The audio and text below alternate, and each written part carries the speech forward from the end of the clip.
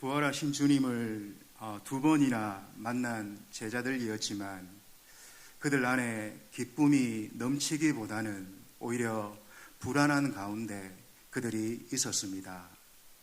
이제 어떻게 해야 되는가? 이 일들이 앞으로 어떻게 될 것인가? 그들은 불안해했습니다. 이제 이렇게 불안해하는 그 제자들에게 우리 주님 세 번째로 나타나신 그 사건을 오늘 본문이 기록을 하고 있습니다. 여러분, 아직 평안을 회복하지 못한 제자들이었죠. 여전히 불안한 가운데 있는 그 7명의 제자가 한자리에 있었습니다. 그곳에는 예수님의 그 흔적들을 만져보지 않고는 내가 믿을 수 없다, 그렇게 말했던 도마도 거기에 같이 있었습니다. 그런데 지금 이 7명의 제자들이 다 갈릴리로 가겠다고 합니다.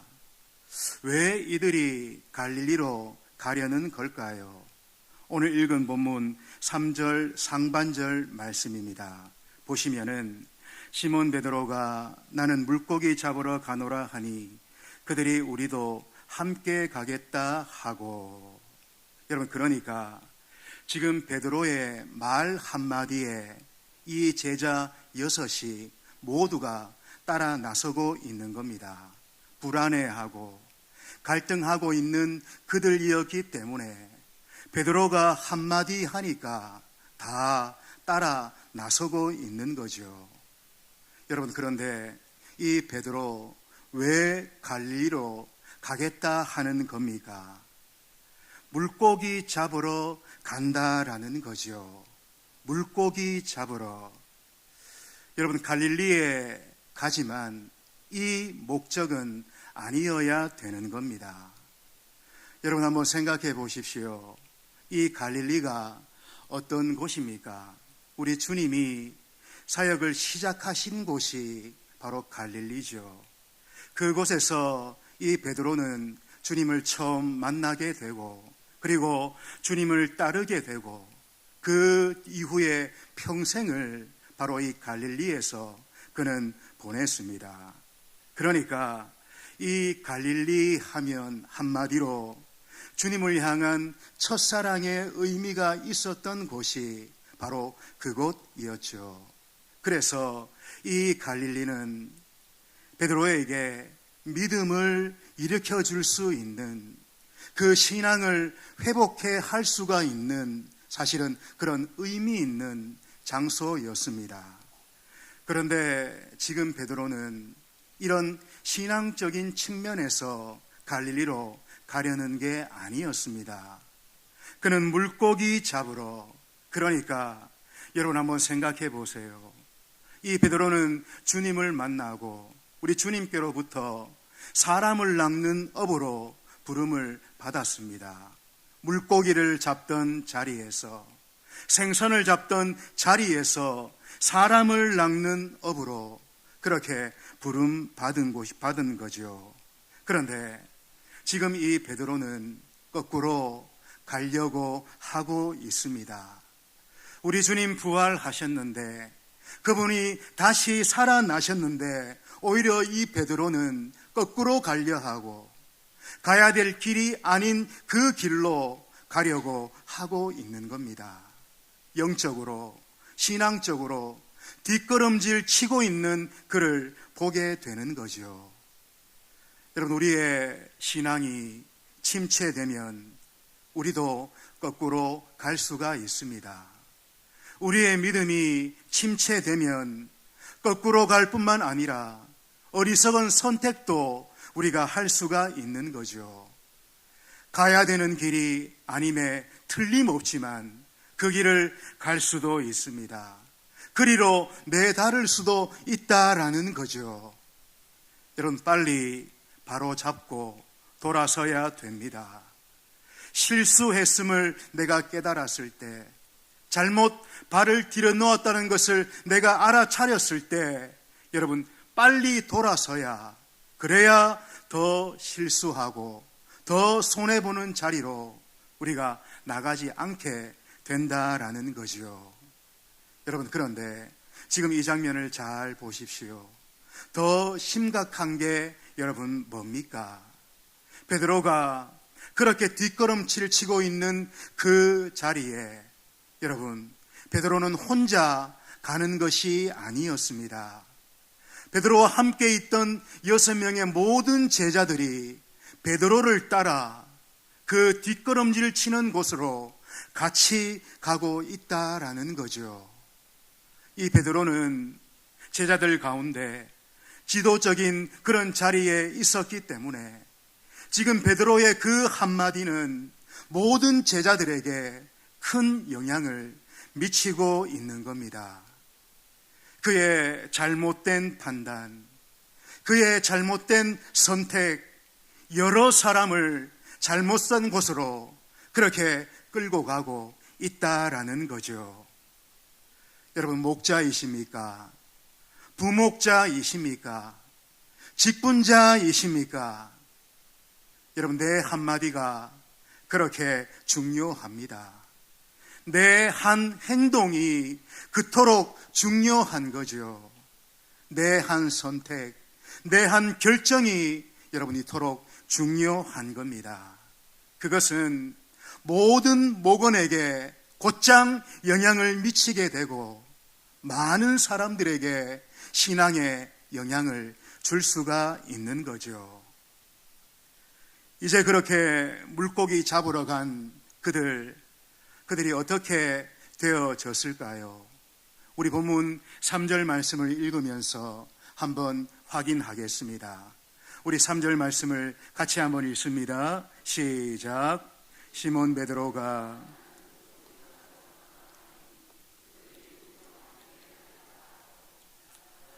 배에 올랐으나 그날 밤에 아무것도 잡지 못하였더니, 하반절에 그날 밤에 아무것도 잡지 못하였더니 그렇게 말합니다. 여러분, 무슨 의미가 있고 무슨 힘이 있고 무슨 즐거움이 있어서 고기가 잡히겠습니까?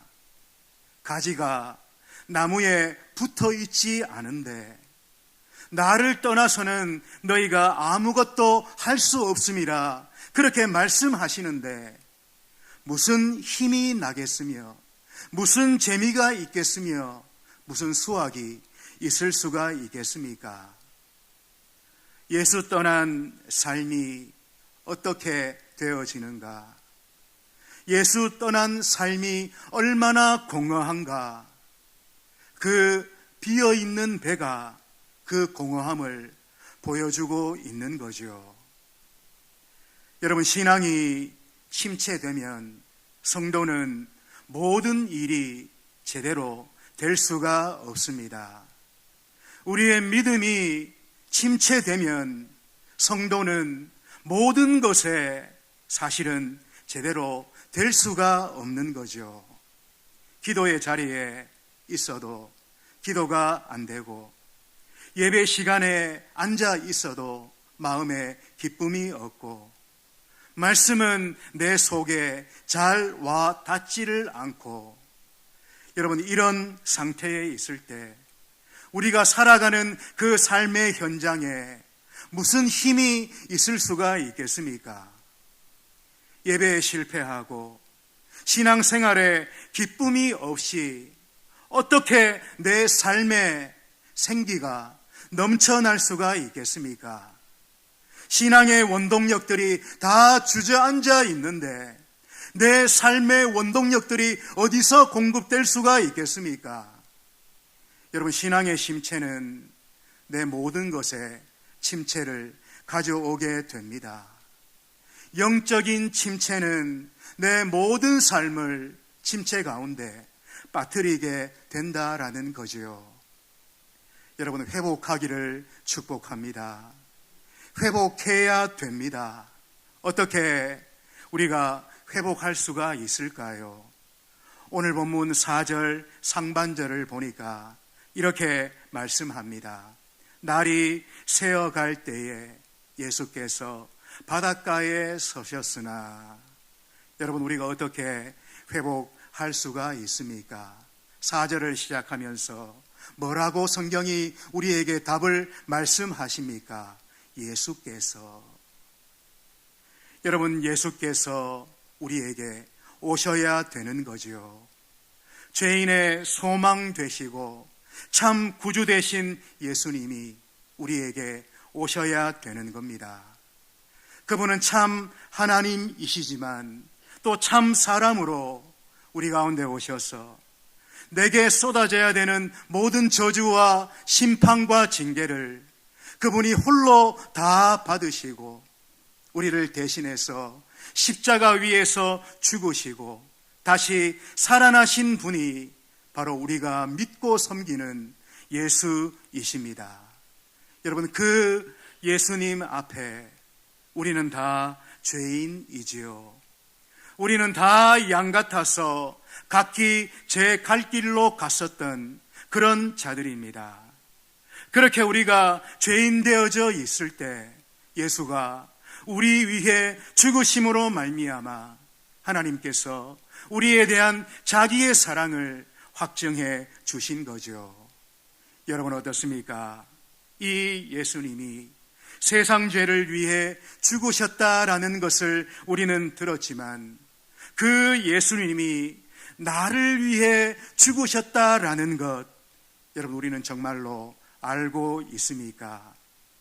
나 같은 것을 위해, 벌레 맛도 못한 나 같은 것을 위해 하나님의 아들이 죽으셨다라는 이 사실을 여러분 정말로 믿고 정말로 알고 있습니까?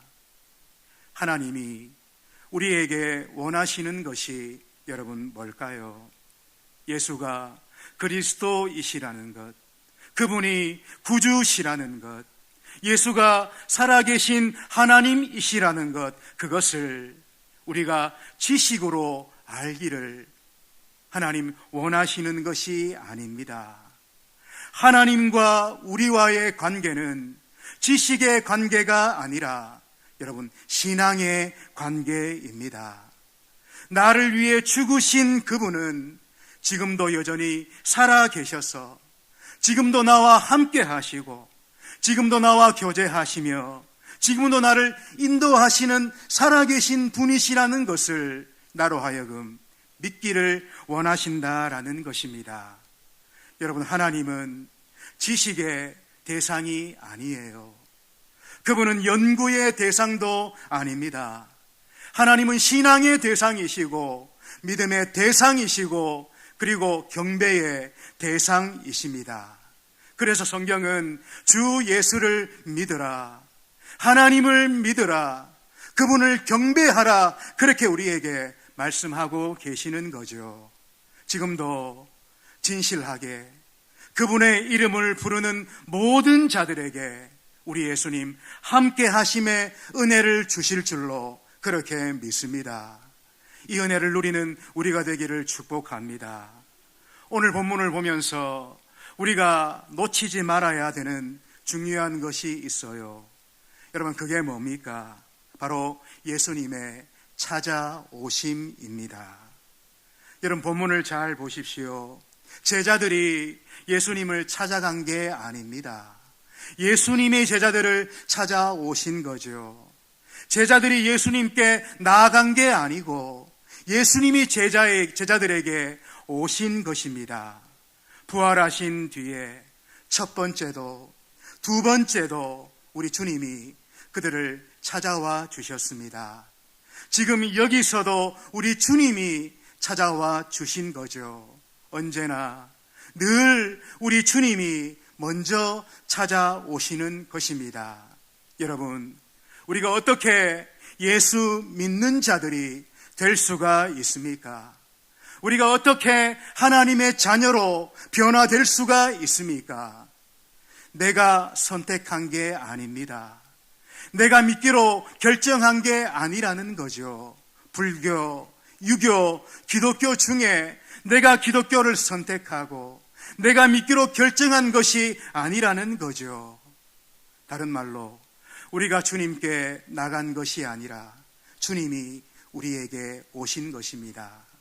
내가 하나님을 찾아간 것이 아니라 하나님이 나를 찾아와 주신 거죠. 오늘 그리스도인이라 불리는 모든 자들에게 한 사람도 예외 없이 하나님이 찾아와 주신 것입니다. 이렇게 매 주일마다 예배당에 나오는 것, 하나님의 찾아오심이 없이는 이루어질 수가 없는 거죠. 어쩌다 한 번, 두 번 방문할 수 있습니다. 그러나 매 주일마다, 매 시간마다 저 예배당 문을 열고 이 예배당의 한 자리에 앉을 수 있는 것, 여러분, 그건 하나님의 찾아오심이 아니면 이루어질 수가 없는 겁니다. 오늘 이 자리에 우리 모두가 그 은혜를 누리는 자들인 줄로 그렇게 믿습니다. 여러분, 그런데 성경을 잘 보십시오.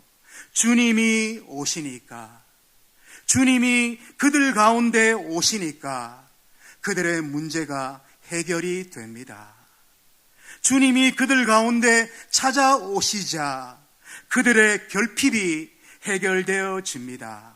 오늘 본문 5절과 6절 말씀입니다. 우리 같이 한번 읽습니다. 시작.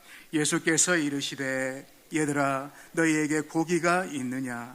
대답하되 없나이다. 이르시되 그물을 배 오른편에 던지라. 그리하면 잡으리라 하시니 이에 던졌더니 물고기가 많아 그물을 들 수 없더라. 여러분, 주님이 그들에게 오셨습니다. 우리 주님 우연하게 오신 게 아니죠. 목적을 가지고 의도적으로 그들에게 오셨습니다. 중요한 것은 주님이 오시니까 그들의 문제가 해결이 되어졌다라는 것입니다. 여러분, 성경을 그냥 읽어 나가면 안 됩니다. 성경을 잘 보십시오. 지금 제자들의 닥쳐진 그 문제는 주님이 그들에게 오심으로 해결이 되어집니다. 그분이 오셔서 그분의 말씀을 주시고 그 말씀대로 행하니까 그 문제가 해결이 됩니다. 주님이 던지라는 곳으로 그물을 던집니다. 주님의 말씀대로, 주님의 방법대로 했더니 문제가 해결이 됩니다. 153마리라는 물고기가 잡혔는데도 그럼에도 그물이 찢어지지 아니하는 그 많은 물고기들, 여러분, 결국 믿음으로 끌어올린 물고기가 되는 겁니다. 말씀대로 던졌더니 밤새 헛그물질하던 제자들이 그물을 들 수 없을 만큼, 그물이 찢어질 만큼 큰 수확을 얻게 되는 거죠. 여러분, 기억하십시오. 주님이 없이는 아무것도 이룰 수가 없는 겁니다. 성도된 우리는 주님이 없이는 아무것도 성공할 수가 없는 겁니다.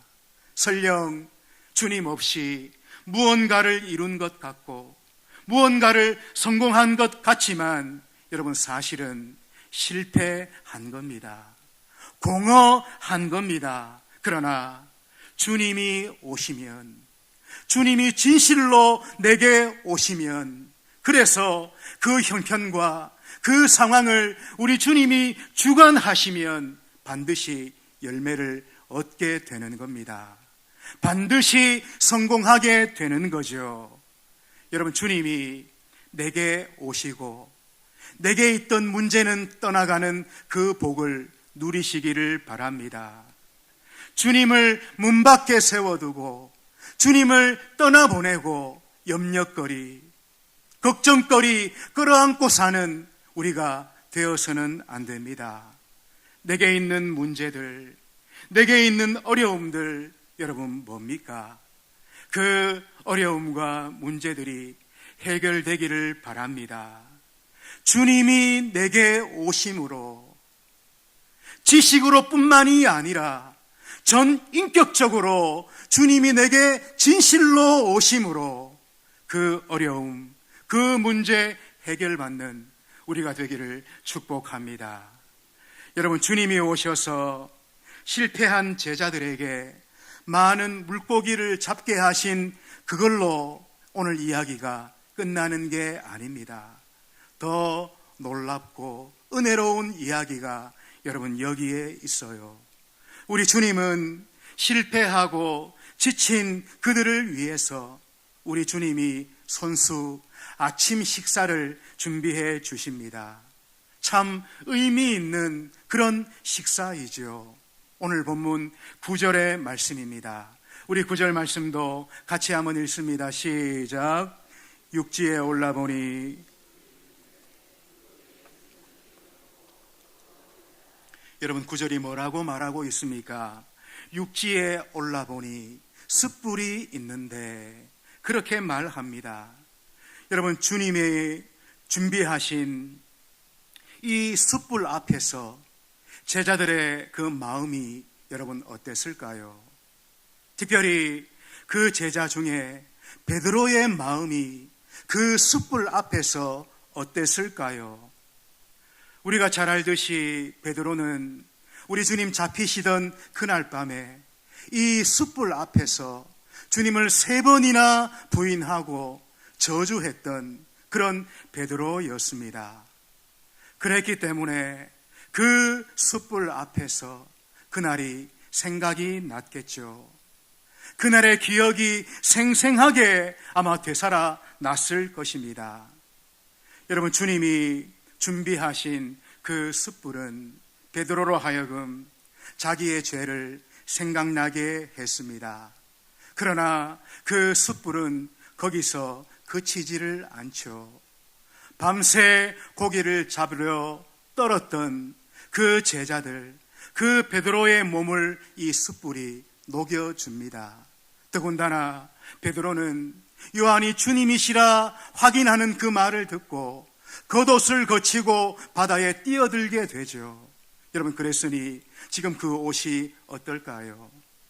다 축축하게 그렇게 젖어 있는 가운데 있습니다. 그런 베드로를, 그런 제자들을 그들의 몸을 녹여주고 그들의 옷을 말려주는 역할을 이 숯불이 하고 있는 거죠. 여러분 하나님의 말씀이 그러하다 생각이 됩니다. 말씀은 우리의 죄를 생각나게 합니다. 우리의 죄를 깨닫게 합니다. 그러나 말씀은 그것으로 그치는 게 아닙니다. 말씀은 우리를 회복시켜 주시고 말씀은 우리를 살려 주십니다. 말씀은 죄를 생각나게 하고 깨닫게 할 뿐만 아니라 우리를 살리시고 우리를 회복시켜 주신다라는 거죠. 믿으시는 우리가 되기를 축복합니다. 옷을 말려주시고 몸을 따뜻하게 해주신 그 주님이 이제는 그들의 허기를 채워주십니다. 여러분 그런데 한번 생각해 보십시오.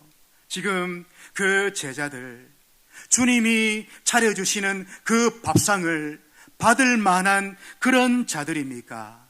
아니다라는 것입니다. 제가 주님이라면 혼쭐을 내고 야단을 쳐야 되는 그런 자들이지요. 뭐가 예쁘다고 밥을 차려주겠습니까? 우리 주님 모른다 하고 주님 부인하고 다 도망갔던 그들이지요. 또 우리 주님 부활하셔서 2번이나 그들 앞에 나타나셨는데도 이렇게 갈릴리로 몰려와서 물고기를 잡고 있는 그들의 그 모양, 여러분 뭐 잘한 게 있겠습니까? 그러나 그럼에도 불구하고 우리 주님 그들을 사랑하시는 겁니다. 주님의 마음에는 오직 그들밖에 없어요. 오직 그들만을 위하는 주님의 마음이 오롯이 나타나고 있습니다.